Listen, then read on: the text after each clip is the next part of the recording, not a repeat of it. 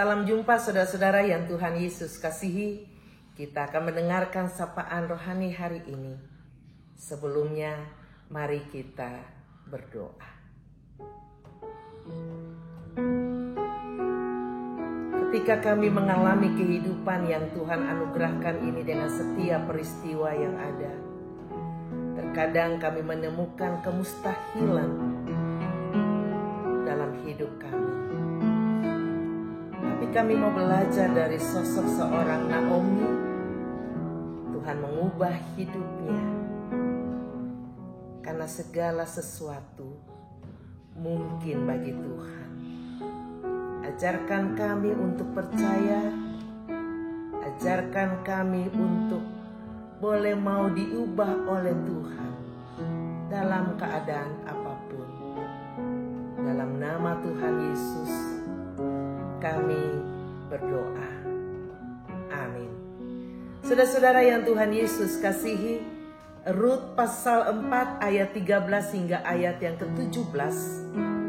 Bagian firman Tuhan ini diberi judul Bagimu Segalanya Mungkin.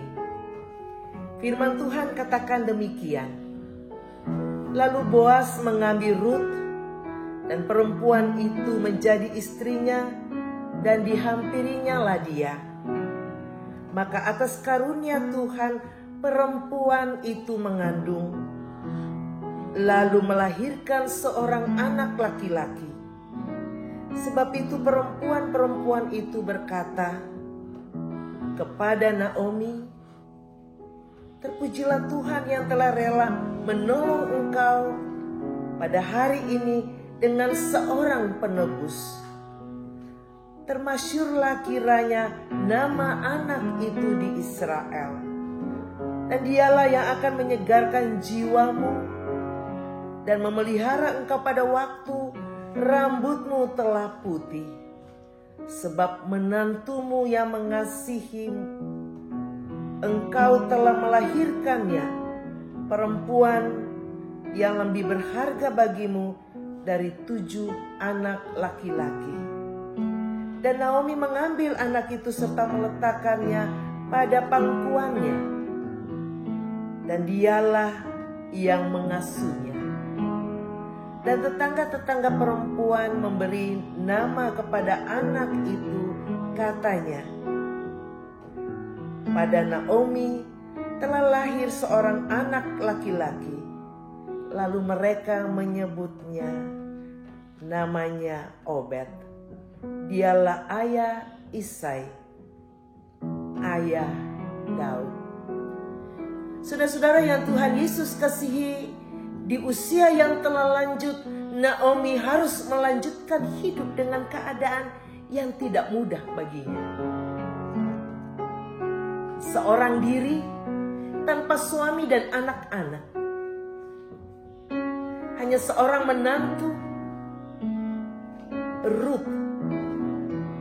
Melalui Rut, Tuhan mengubah kehidupan Naomi.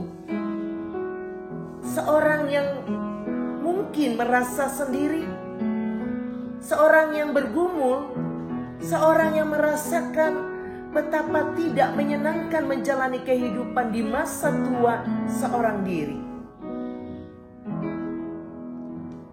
Mungkin bagi banyak orang, keadaan-keadaan itu menjadi sesuatu yang mustahil untuk dapat diubah keadaan itu. Tapi bagi Tuhan, semuanya mungkin. Kehadiran Obed, anak dari Rut,